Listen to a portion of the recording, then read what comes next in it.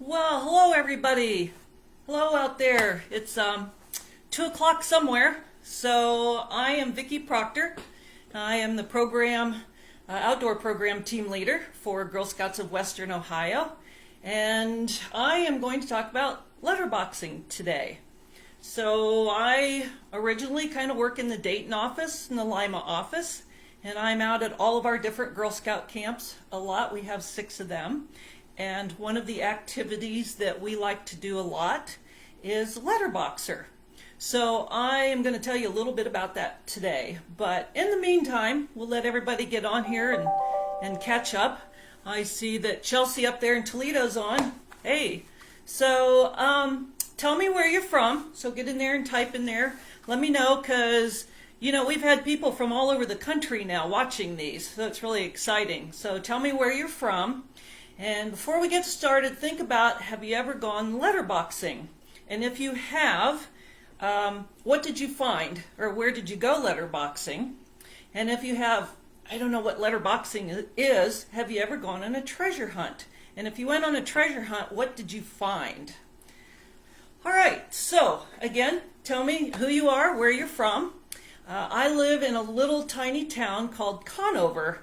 And it's really big. It has a post office, a lumber company, and a meat place. And I'll tell you a little bit about that in a while, actually later on. So, okay, letterboxing. So today, I want to tell you all about that because it's kind of a national sport, national pastime, national activity, and even an international one. And it's a lot of fun, tell you all about it, but we have a badge for Girl Scouts, for Brownies, and it's called the Brownie Letterboxer badge, and it's for 2nd and 3rd graders. So we're going to do most of the activities for it, but it's awesome for everybody, and even if you're not in Girl Scouting or all ages can do it, especially if you're an adult. It's a lot of fun, so it's good for everyone. And when you think about letterboxing and when you kind of learn more about it, there's like letterboxes hidden everywhere in the country. So it's really kind of fun. So I'll talk about that later, how to find those. So, sorry, got to turn my page here. So in the badge, what you're going to do is there's 5 activities. And we're going to do 4 out of the 5. So first one is to learn kind of how to get started in letterboxing and some terminology for it. The second one is you're going to learn how to make a stamp, and that's what a stamp looks like, and we'll talk about that. You're going to learn how to solve clues. It's all about like treasure hunts and trying to figure out how to find the hidden treasure. You're going to search for a letterbox, and then you're going to make a letterbox. So those are the 5 activities. We're going to do all of them except actually go looking for a letterbox. And you can do that at home, and I'll tell you how to do that. So, Angie, hi. So I can actually see who's coming in here. So what is letterboxing? So you're thinking, I still have no clue what that is. So I'm going to read the official definition for you. So letterboxing is a hobby that combines elements of hiking, treasure hunting, and creative expression, and the participants doing letterboxing seek hidden letterboxes by following clues and then stamping a record of the discovery in your own personal journal. So anyway, it's getting out, hiking around, searching for things, being creative, making your own letterboxes, and then it's all about finding the stamps and recording what you found. So that's letterboxing. But you're still going, yeah, but what does that mean? So let's fix my paper there. So first of all, letterboxing. What has to happen for that to take place is one, somebody has to make a letterbox and go hide it. Okay, so that's step 1. And then that same person has to make a clue. And then that person has to somehow get that clue to you. So you get the clue. You have to be able to figure out the clue. And then you can go find the letterbox. So somebody's hidden the letterbox. They have a clue for you to find it. You go out and find it. And then once you find the letterbox, this is when the fun starts. So I've got one hidden around here somewhere. Hang on just a second. Okay, this is a letterbox, or one example of a letterbox. So I wanted to show you what's in here, and you're going to learn all about. This one happens to be decorated with little foam things. Usually a letterbox that's hidden is hidden outdoors somewhere, so it should be waterproof. So Tupperware is really good, plastic. Okay, in a letterbox, you'll have a journal, and I'll show you that here in a minute. So there's a journal.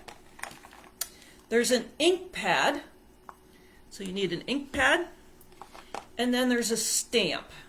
So this is a flashlight. That's pretty cool, and it looks like that on the back. So that's what is in a letterbox that's hidden somewhere. It could be indoors, outdoors, but most of them are hidden outdoors so you can find them. So that's what you're looking for. This is all about letterboxing. So that's going to be hidden out there. Now, at the same time, you yourself need a letterbox. Now, letterboxes can come on all different shapes and sizes. I just happen to have my stuff in a bag because I can put this on and wear it.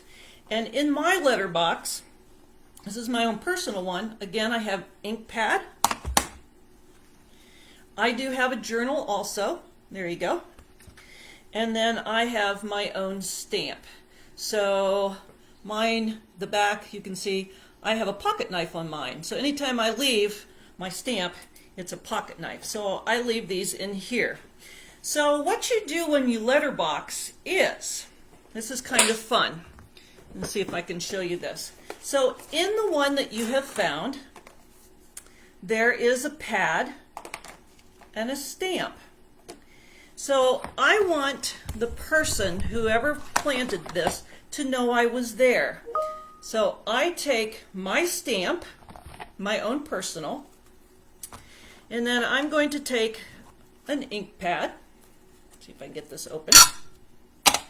I'm going to take their journal. Say, this is not my journal. Oh, let me show you what's in here. This is kind of cool. So somebody was there in July, and I'll tell you about that in a minute. So they've left stamps. Here's somebody that had tracks in their letterbox. And then somebody was into, that's Naughty Nell, knots. So those are the stamps that somebody has come. So what I'm going to do is find the next blank page. I'm going to take my stamp, get it all inked up pretty good. And then what I'm going to do is I'm going to make my knife impression. And then I might go ahead and put the date. I might put a name. Now you probably don't want to put your name in there, but you might have like a camp name or a nickname. So my camp name's Yacker, so you can tell I already put my stamp in here. I had another stamp, Yacker. And that's what I do. So I recorded my stamp into their box. But what I'm really excited about is in my personal journal, I can take their flashlight. And so here's mine. So October 17th, I was in Piqua, that's a town close by here. This was in a parking lot that I found. And November, Cowan Lake State Park, that's a place in Ohio. Somebody had sticks. And then this is really cool. November, this actually was at Woodhaven. We had a letterboxing event, and some brownies, little second and third graders, made this stamp. And that's why I put made by a brownie. So what I'm going to do then for my next page, because this is my book, I take their stamp, which I found out somewhere, and I'm going to stamp it, get it really good, and now I've got the flashlight. So now I have a new stamp, and some people like to write, again, the date. They might like to write, something about where they found it. So I have some friends in Oklahoma, they still go letterboxing, and they like to add a little story here. And they told me one time when they got a stamp, it was really kind of fun, they put down, well, it was along a trail, back kind of by the creek, and it was where that woman walking the three-legged dog was. So from now on, when they go in there and go, oh, I remember that, that's the woman with the dog. So anyway, you can put stories in here. Whatever you want to do with this, you can do. So that's the whole thing about letterboxing, is putting your stamp impression in their box, and then hiding it, and then putting their stamp in here. So once you stamp all that, to make this successful though, is you have to put their stuff all back in there, and then we're going to go hide this again. All right, so that's what letterboxing is all about. It's about collecting the stamp impressions. So let me clean this up a little bit here, and we're going to go on. So what we're going to do now is we're going to make a stamp. So I had some things that you needed to bring along with you, or when we're done you can go find these around your house. But we're going to make a stamp.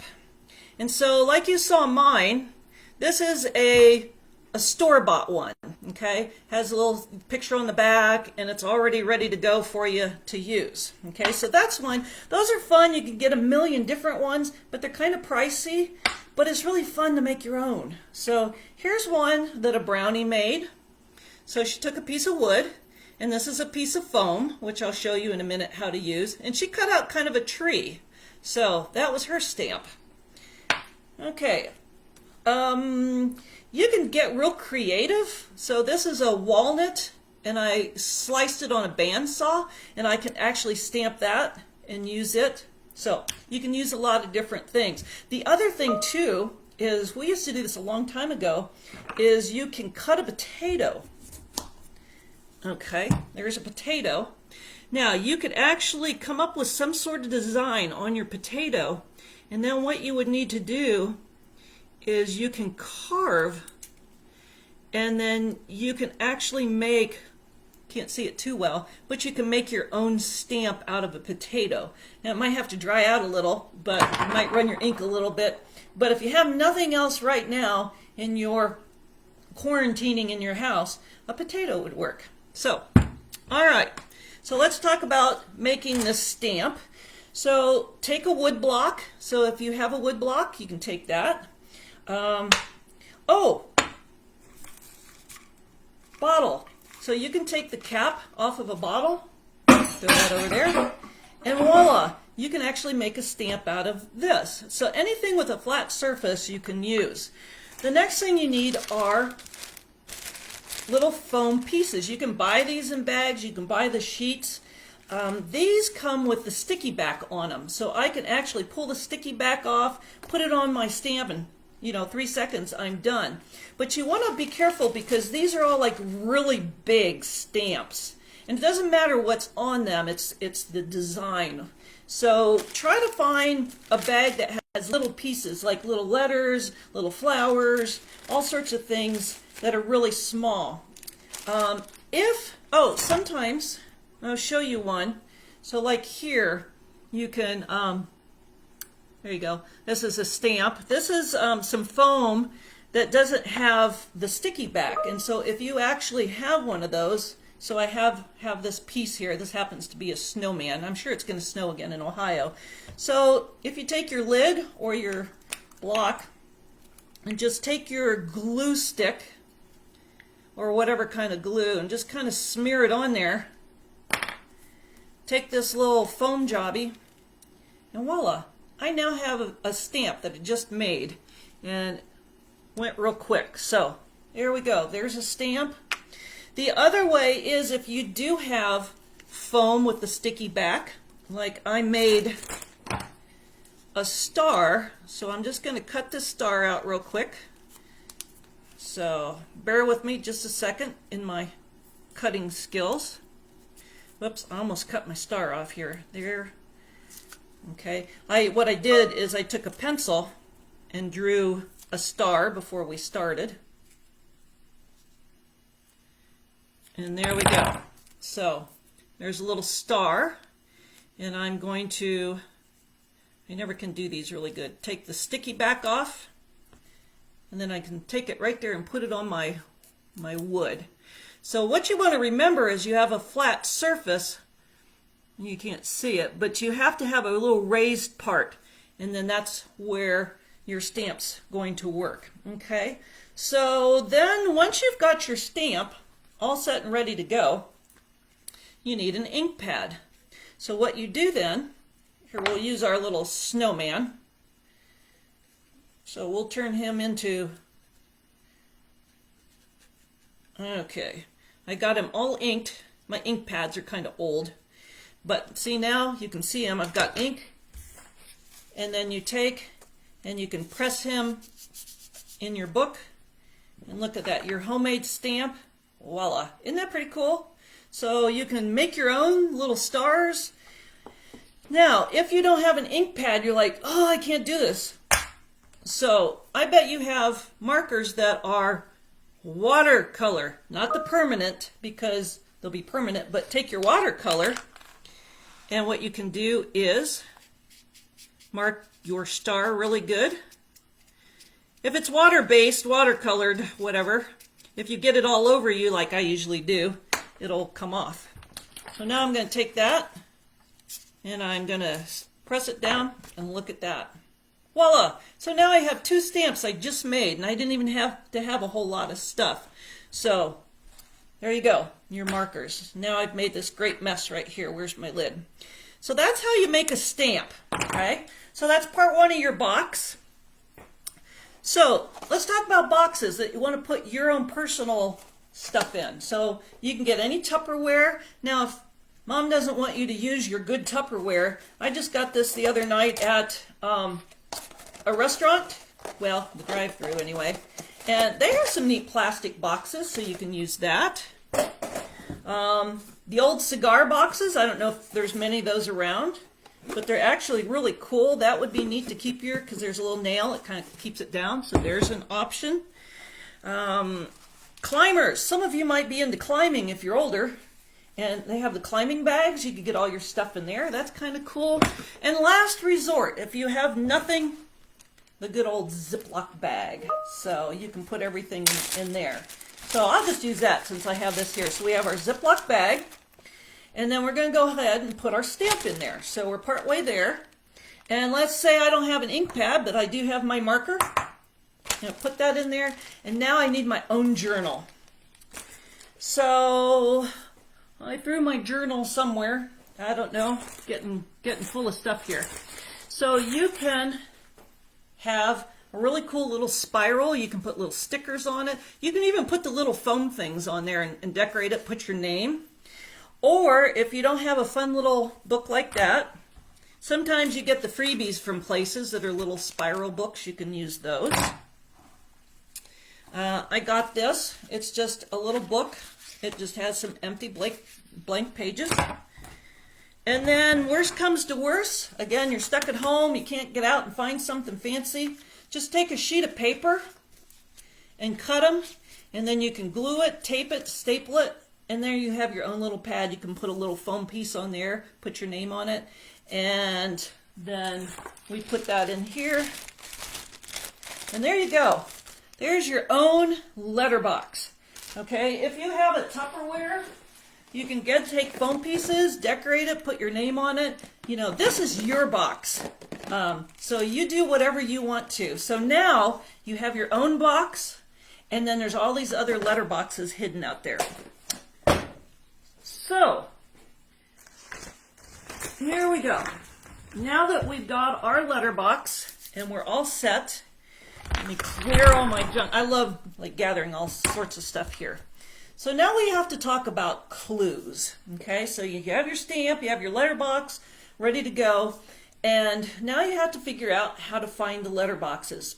Actually, we'll turn that around. If you're going to do this at home or out in your yard with your friends, you need to know how to do clues. And so first of all, what you need to do is figure out where you're going to hide your letterbox first. So I'm looking around in my living room going, you know, if I'm here with a family, where would I hide this? And it's like, under the couch. So under the couch where the cats are sleeping right now. So my clue then is going to be look under the couch. Okay, so that's going to be our clue for people. So we go hide our letterbox, we make a clue. Now, how many of you out there would be able to find the letterbox if I gave you this? Yeah, most of you. That's pretty easy, isn't it? Like, too easy. So we're going to make it a little bit more complicated. So there's 2 ways to do a clue if you just have a sentence like this. And one is if we take a word out or leave a blank space. So here, look, the couch, okay? I can't point. So we take out this word and we give them a clue that says, what is the opposite of over? How many of you know what the opposite of over is? Under. So then you would fill in the blank and put under, and then you would have look under the couch, okay? That's one way to do kind of a sentence or a clue like this. Now a little twist on that is, let's do a different word. So look under the what? So the clue might be, it rhymes with pouch, mouch, douch, couch. There we go. So you could figure out. So isn't that simple? So now you could write clues. Okay. So find some place to hide it, say where it is, and then you can take a word out and rhyme it, or the other way, opposite. Okay. Now, what if I gave you a clue that looked like this? Can you figure that out? Wouldn't that be fun to slip that to your best friend during school? And your teacher wouldn't know what you were talking about? You could say, I have no clue what you're talking about. It's just a bunch of numbers.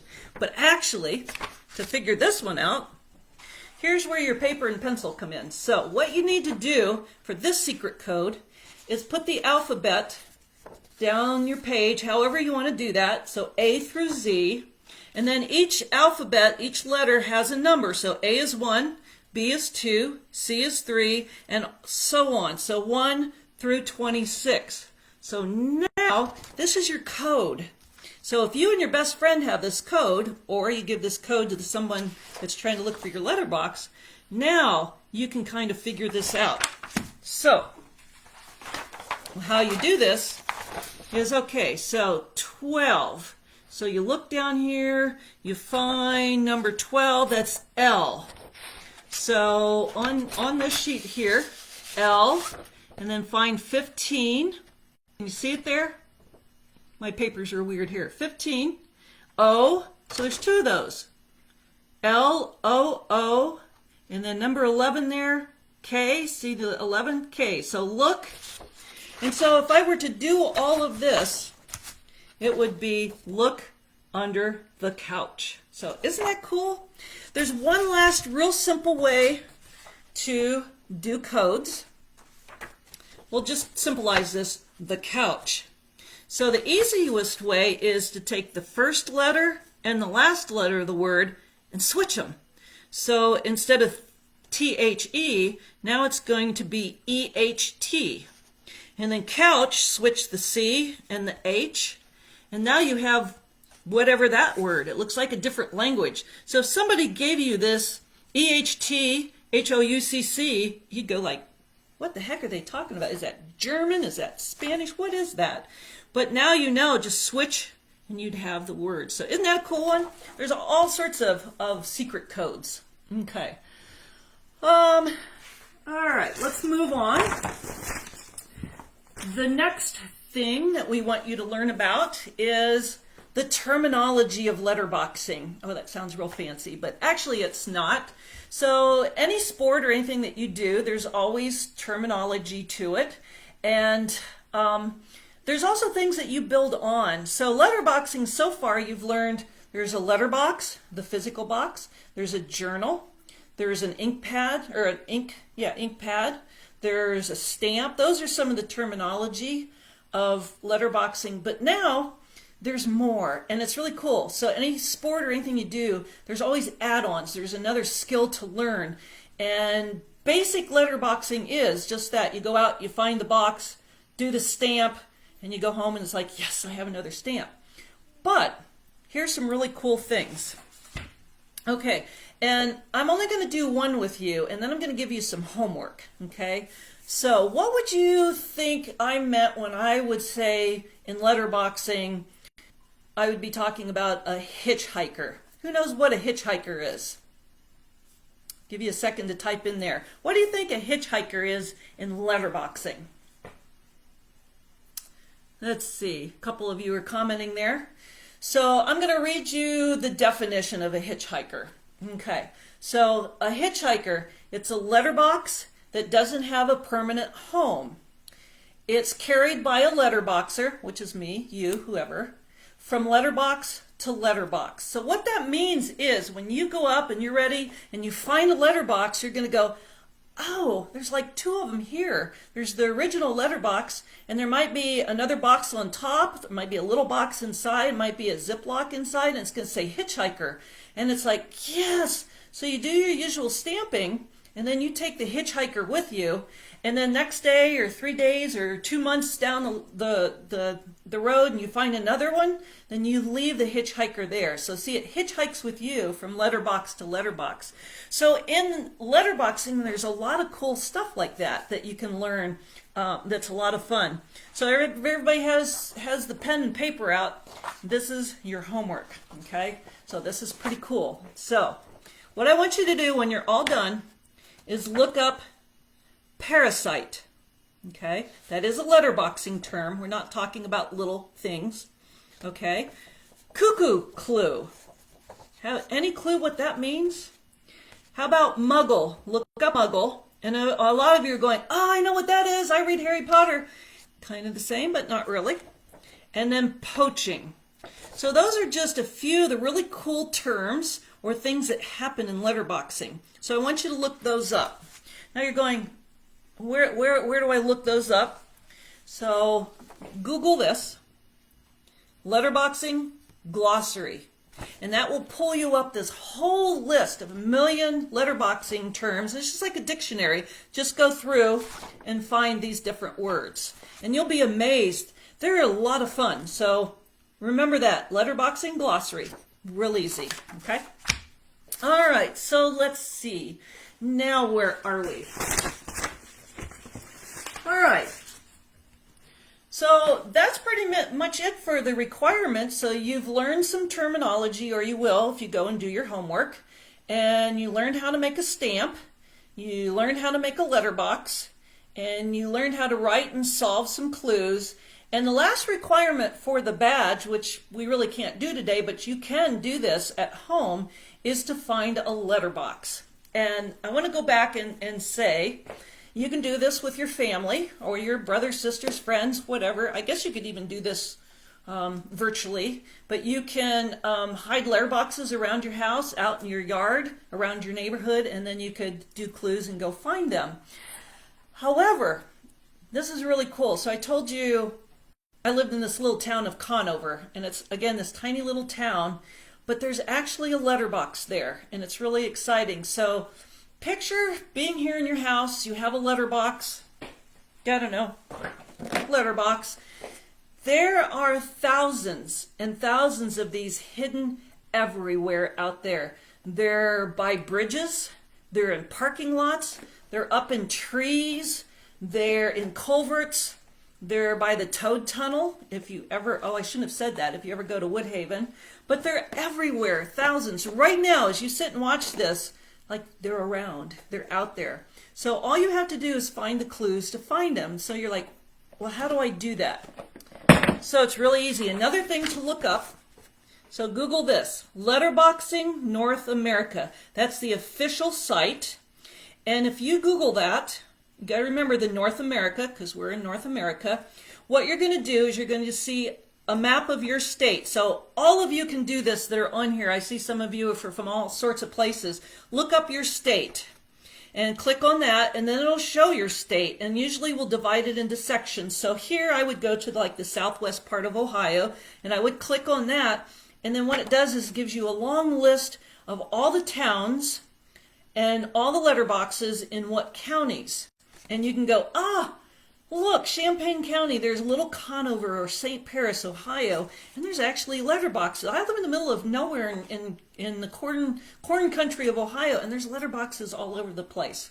So you can check it out by going here. Now, here's what you need to know about letterboxing. Some people hide them, and they're really good at keeping them up. Like they'll check on them periodically, they'll make sure the books are all still in there, and some people don't do that. And so you might be out going to a letterbox and you're all excited and it's like nowhere. Or you might find it and it's full of water, and I've seen those a lot. So you want to kind of get ready for some disappointment, but it's still fun to find them. So the way that you can kind of see if a letterbox is current is go on here, and when you get to that list, it's going to tell you who planted or hid the letterbox and what date. And then over here in another column, it's going to say the last person that found it. See, a lot of people, this is their hobby and their passion, and they all are members of these, and every time they find one, they go in and they can say, I found this, and keep track of all that. So if you look on there and you see something was hidden in 2016 and nobody's found it since 2017, that's like 3 years ago, you may not find the box. But if somebody posted or hid it like last year and somebody just found it last month, then that's pretty much a good guarantee that it's active and still there. So just kind of keep those in mind when you do that. So any questions that you have? Hopefully you've been putting questions along here. When I get off here, I'll get on and I'll type out the answers to you about letterboxing. But how many of you thought this was a really cool activity? So again, it doesn't matter what age. Again, my friends I told you in Oklahoma that go letterboxing, hopefully they're not watching, but they're in their 70s and they still get out and do this and climb all around and looking for these letterboxes. It's really a lot of fun. So if you want to know more about Girl Scouts, because we do all sorts of stuff like this, you can go on the website and go to gs.org/join. It'll tell you all about Girl Scouting because we do this all the time. And if you thought this was pretty cool, I see all these little hearts flying now that I'm not reading and looking at things. You can get on here every day at 10 and 2. Our program team and a lot of the people in our council are doing these for you, badge requirements and activities. So that's Eastern time. We're here in Ohio. And then if you've missed it live, you can go on and find all of the ones that we've done and look and see what our schedule is. And then here's my little plug. So on Saturday, if you're out and about at 2 o'clock or out and about, sitting in your living room with your device.